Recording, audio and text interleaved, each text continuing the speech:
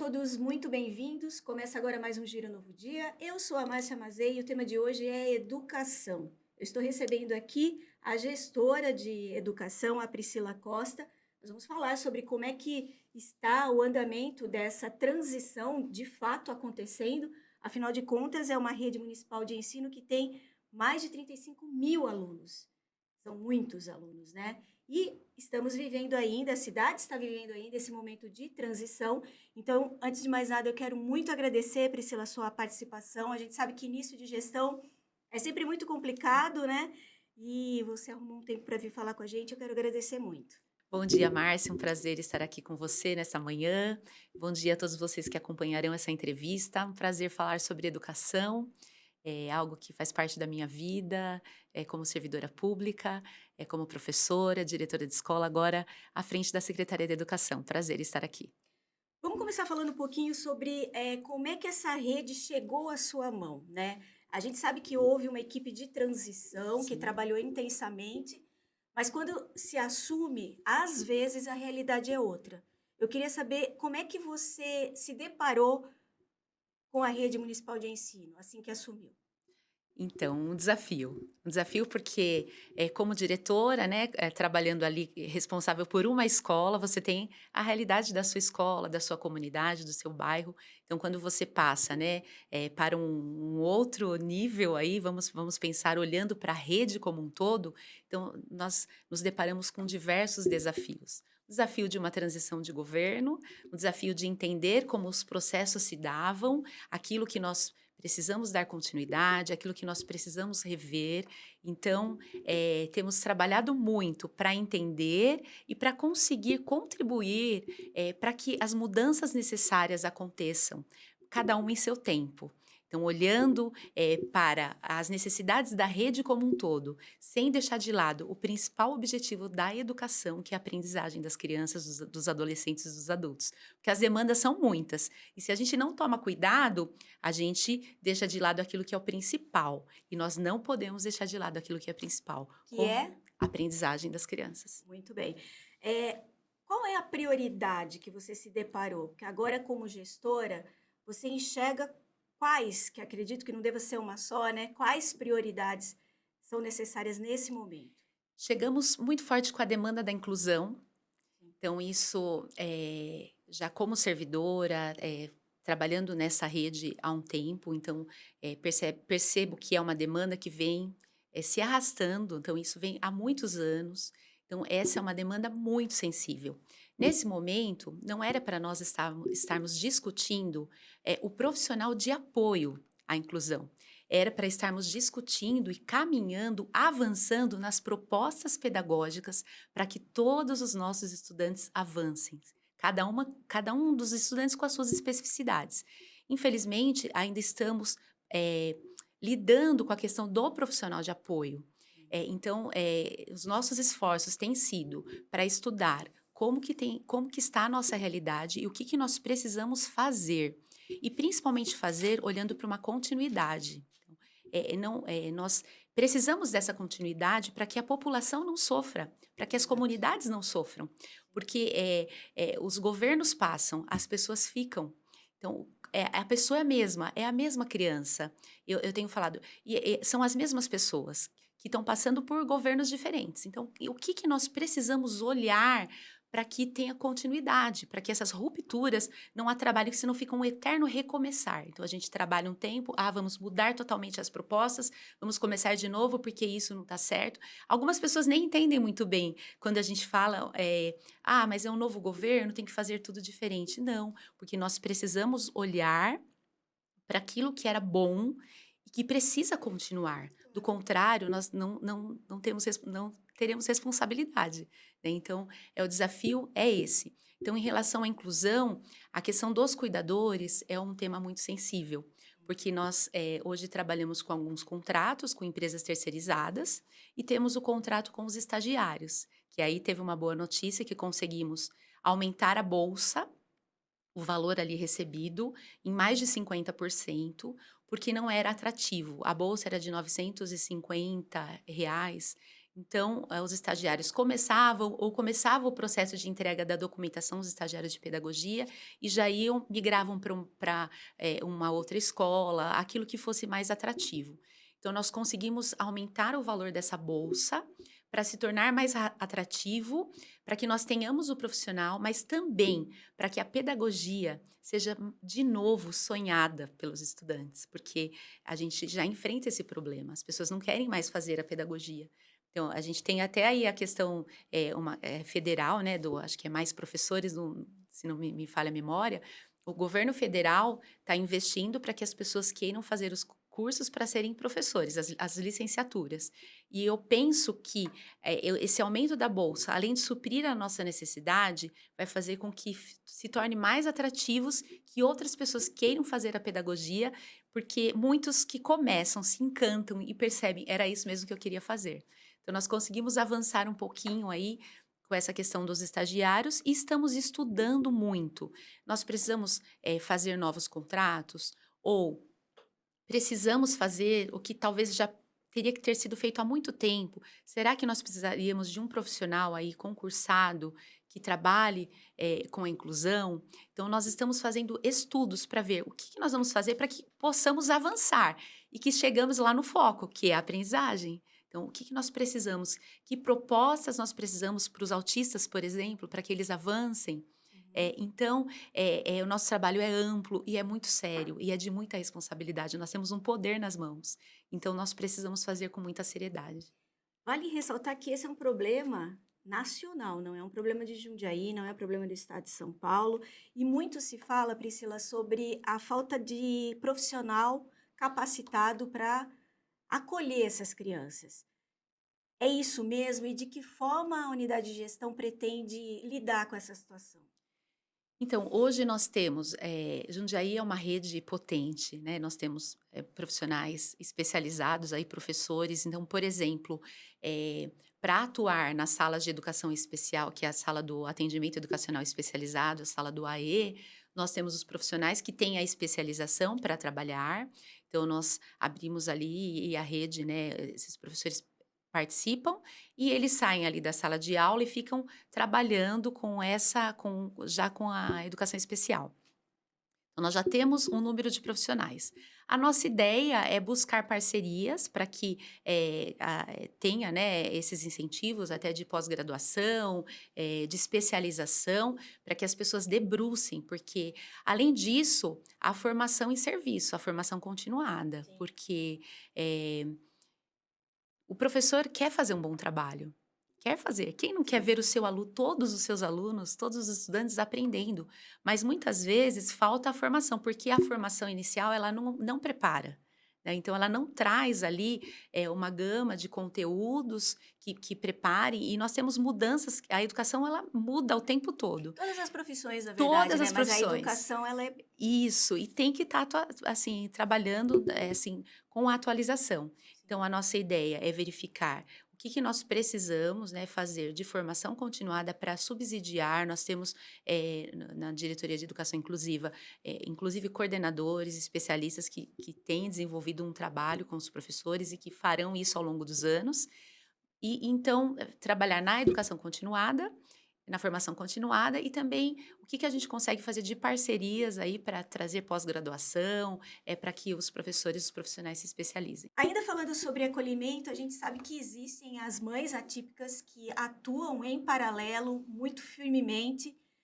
Queria saber como é que elas vão ser inclusas aí nessa rede toda e no que pretende ser feito ainda nessa questão. O Fundo Social criou o Clube das Mães Atípicas. E veio assim numa parceria forte com a educação, porque era uma demanda muito sensível nossa também, porque nós fazemos um trabalho com as crianças, mas percebíamos a necessidade de ter um trabalho com as mães, com as famílias. Então, o Fundo Social vem nessa parceria, né, desse acolhimento, de oportunizar momentos ali de formação, de descontração, momentos culturais para as mães ali. Eu acho que você tendo a oportunidade de dialogar, dessas trocas, de perceber que você não está sozinho, que outras famílias estão ali com as mesmas demandas, que você pode testemunhar como tem sido assim a sua situação e o que você tem feito para, até na busca de direitos, né? Claro. Então, esse clube veio somar mesmo com o trabalho da educação. A gente quer trabalhar muito juntos, então estamos gratos aí porque a gente tem feito esse trabalho intersecretarias. Então, isso Maravilhoso. é importante demais. Importantíssimo. É Sim. um governo que tem secretarias para que o trabalho funcione, né? Mas nós precisamos estar fazendo esse trabalho em consonância, né? Alinhavado mesmo, porque ele se torna muito mais potente. Com certeza. Vamos mudar de assunto, vamos falar um pouquinho sobre início de ano letivo. Vem à tona dois temas, né? Material escolar e uniformes. A gente tem ouvido muitas coisas, então eu estou lançando essa pergunta exatamente para que você tenha direito à resposta, não a quem está falando, mas à população, aos alunos. É, o que foi entregue e o que ainda será feito nesses dois temas? Perfeito, Márcia. Então, falando sobre uniforme escolar, eh, eu não quero me debruçar na questão de. Não quero aproveitar esse momento para ficar reclamando de não termos dinheiro, porque nós precisamos ir atrás de respostas, precisamos verificar o que nós faremos. Então, como foi dito já no ano passado, na transição, não tinha recursos para a compra total do uniforme. Então, foi programado que todas as crianças receberiam 2 camisetas e que os alunos do Bolsa Família receberiam o uniforme completo. Porém, com o passar dos dias, nós fomos recebendo algumas reclamações, né? Então, mas o meu filho também tem o direito de receber o uniforme completo, e isso é isso Ok, mesmo. Então, nós fomos pegando essas demandas e o que nós vamos fazer, né, a partir desse momento? Então, o que nós fizemos? Nós fizemos a compra de 2 camisetas e conseguimos incluir também uma bermuda. Então, todas as crianças vão receber 2 camisetas e uma bermuda. E nós temos um quantitativo que já tinha desde o ano passado reservado, que nós vamos atendendo às necessidades, que pode ser do aluno do Bolsa Família ou não, pode ser de uma outra criança, que de repente cresceu, o uniforme não está servindo, ou rasgou o uniforme. Então, nós queremos olhar para as nossas crianças e perceber, né? Olha, esse aqui a gente precisa dar um pouquinho mais, mas não é ali voltado à questão do Bolsa Família, olhando para todos. Então, os uniformes começaram em breve a ser entregues e o nosso desafio é verificar: será que conseguiremos entregar um pouco mais? Ou será que tem outras ações? Porque recebemos também muitas famílias que tinham uniforme. Olha, eu tô com um uniforme novo, não serviu para minha filha, eu não troquei, tá indo para o estado, não vai usar mais. E nós temos uma lei que fala sobre a doação de uniforme, chama uniforme solidário. Então, o que nós podemos fazer, até mesmo olhando para a questão da sustentabilidade, com esses uniformes que as escolas têm, né, que tem um quantitativo, de repente tem um quantitativo de blusas, quais são as crianças que estão precisando? Eu acho que é um ajudando o outro nesse momento, claro. porque nós temos muitas demandas. Então, o que nós vamos dar prioridade? Será que a prioridade é a inclusão? Nós precisamos de mais profissional de apoio, porque a criança está lá na sala de aula, ela precisa desse apoio, o professor, para que todas as crianças consigam aproveitar desse tempo de aula no máximo da sua potencialidade, está precisando do profissional de apoio, vai ser essa, né? É a demanda mais sensível. Então, a nossa ideia é essa no governo: olhar e verificar o que nós podemos fazer com aquilo que nós temos. Legal. Aproveitando a oportunidade, você então que tem um filho que vai para o estado, por exemplo, e tem lá o uniforme que não será mais usado, como é que faz essa Pode pessoa? doar na escola, Na na escola escola mais mesmo. próxima, né? Olha Então, aí, de gente. repente, preparar um kit, né? É, Preparar aquele uniforme e entregar ali na escola, que vai ser muito útil. Às vezes a gente fica ali com roupas, né? Em sim, casa, que fica aquele tempo. Então, pode ser útil para alguém. Eu acho que a gente precisa trabalhar o nosso olhar para isso. sempre. A gente está vivendo esse momento, Esse né? momento, com E certeza. com relação ao material escolar? Material escolar da mesma forma. Então, foi divulgado desde o ano passado que não teria o material completo para todas as crianças, que seria assim, caderno para todos, mas dependendo da faixa etária, do segmento, teriam um material de uso coletivo, então um número X de caixas de giz de cera, por exemplo, para ser usado no coletivo. Então, nós seguimos dessa forma com aquilo que estava programado. Os materiais estão chegando às escolas. Nós tivemos o cuidado de olhar para todas as escolas para verificar se tinha escolas sem materiais, nas escolas que foram nos procurando, nós fomos correndo atrás, está faltando lápis. Então, o nosso esforço tem sido para que nada atrapalhe ali a aprendizagem das nossas crianças, que é o foco do nosso trabalho. Então, tudo que nós vamos fazendo, nós vamos voltando para isso. Então, tá faltando um material que ele é básico ali. Então, as famílias compraram materiais que foram solicitados o ano passado. Então, aquela criança que de repente não pôde comprar, ela não deixou de ser assistida. Então, os nossos esforços têm sido dessa forma.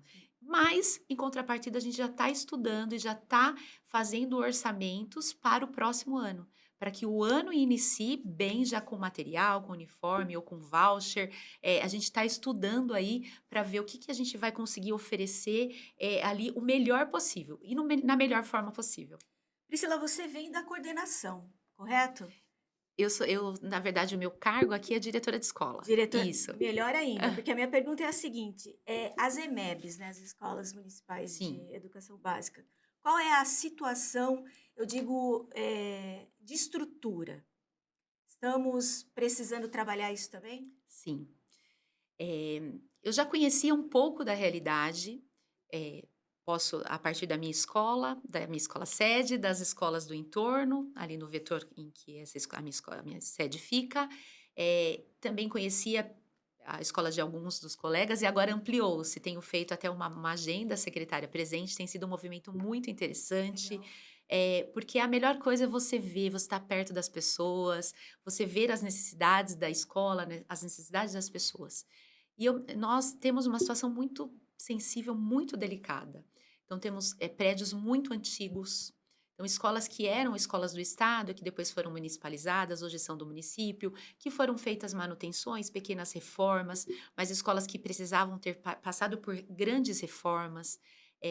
Nós precisaríamos ter um plano já há muito tempo de como são esses prédios.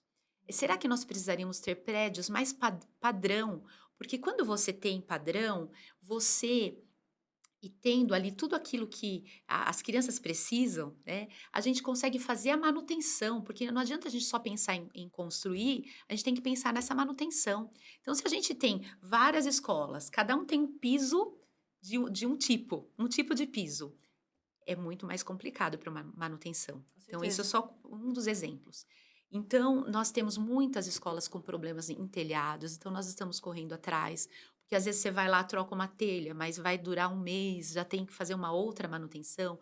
Então, nós estamos correndo atrás de parcerias. Tem escola que precisa trocar o telhado, o que, que nós vamos conseguir fazer? E esse também é um desafio, porque o valor que nós tivemos disponível para fazer manutenção, ele é muito inferior ao que precisávamos. O ano passado, se não me falha a memória, foram investidos aí mais de 8 milhões em manutenção. Esse ano nós tínhamos 2,5 para manutenção. Então, demorou-se para sair, né, a empresa começar o trabalho. Então, nós fomos atrás, conseguimos até pessoas emprestadas aí para nos ajudar no período de férias, para que as escolas tivessem troca de lâmpadas, os serviços básicos ali que precisa de manutenção que precisa ser feito em janeiro.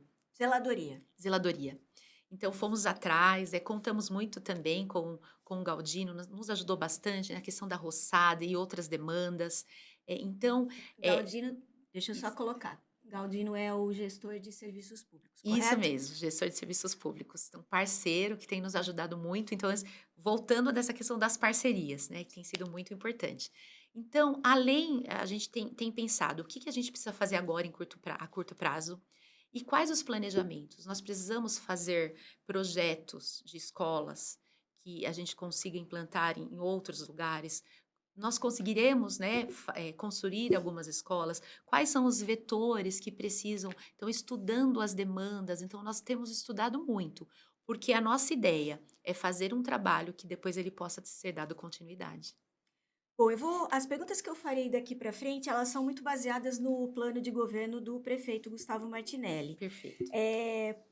Se falou muito sobre o fortalecimento da educação básica. Acho que tudo que você disse até aqui vai de encontro a isso. Mas eu queria saber de que maneira esse fortalecimento vai ocorrer de fato, na prática. Então, eu tenho conversado muito com as equipes, tenho aproximado muito os diretores de escola da secretaria, porque esse trabalho ele se dá na parceria. Temos falado sobre fazer o arroz com feijão bem feito. Então, a gente tem que pensar na estrutura. O que é básico que nós não estávamos fazendo?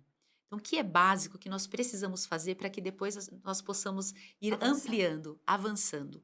Então, é básico, né? Então, assim, olhar para as escolas, o que tipo de material que eles precisam ter nas escolas? Que tipo de formação esse professor precisa ter para que oportunize que as crianças avancem?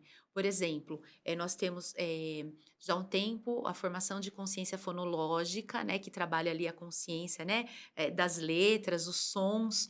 Então, como que está se dando esse trabalho na prática? Então, olhar que as formações que ocorrem, como que está acontecendo na prática? Então, avaliando as nossas crianças, então no início do ano fazemos a avaliação diagnóstica para verificar como que a nossa rede está e o que nós precisamos fazer a partir daí, em termos de formação, em termos de material, em termos de apoio, psicológico, tanto para as equipes quanto para as crianças. Então, o que, que nós precisamos fazer para que as crianças avancem e que nós possamos atingir o nosso principal objetivo. Então, tudo isso que nós temos falado. Então, a gente olha muito para essa questão física, então, a questão do nosso prédio, então, já a demanda que nós vamos precisar olhar em breve, a questão da climatização das salas de aula. Tudo isso é para atingir um objetivo fim, que é o fortalecimento da educação básica. Queria conversar agora com você um pouco sobre os educadores. Como é que será feita essa valorização conforme consta no plano de governo do prefeito? Então, temos tentado aproximar pouco a pouco os educadores da rede. Nós precisamos ainda fazer reuniões, essas as conversas, porque assim é muito início ainda, né? Então a gente Sim. quer se aproximar. Então, nesse primeiro momento, essa primeira aproximação tem se dado na minha ida às escolas. Então, todas as pessoas que eu vou encontrando, a gente conversa, às vezes chega, traz uma demanda. Então, nessa aproximação, temos tentado fazer algumas ações na Argos. Então, fizemos ali o nosso primeiro Happy Argos. Então, nossa ideia é tornar o espaço ali habitado, sabe? Eu gosto muito, sou festeira. Otimizado. Eu quero as pessoas ali, é a casa da educação, que as pessoas tenham o prazer de ir participar das formações, que sejam espaços de encontros. Vamos aproveitar os educadores nas formações. Então, nós vamos fazer um banco de talentos ali.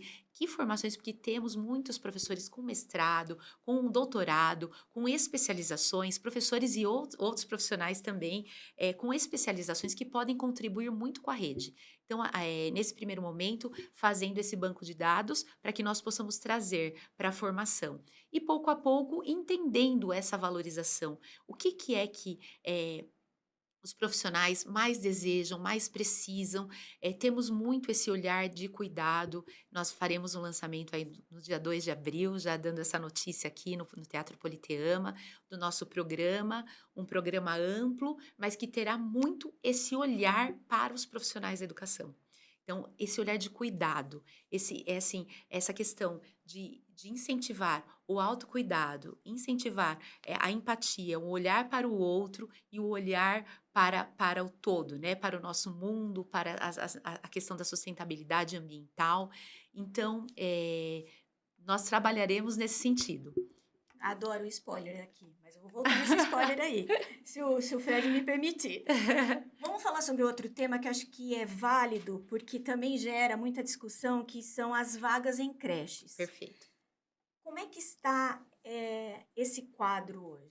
A fila, ela não, parece que não acaba nunca, né, Priscila? Exatamente. Então, assim, é uma demanda que cresce dia a dia, né? Até mesmo pela qualidade do trabalho, né, que existe. Eh, nós temos hoje um formato que nós estamos estudando. Então, hoje, como que se dá a inscrição para a creche? Ela acontece de 1 a 10 de cada mês e tem umas datas específicas que há a publicação em imprensa oficial dessas inscrições.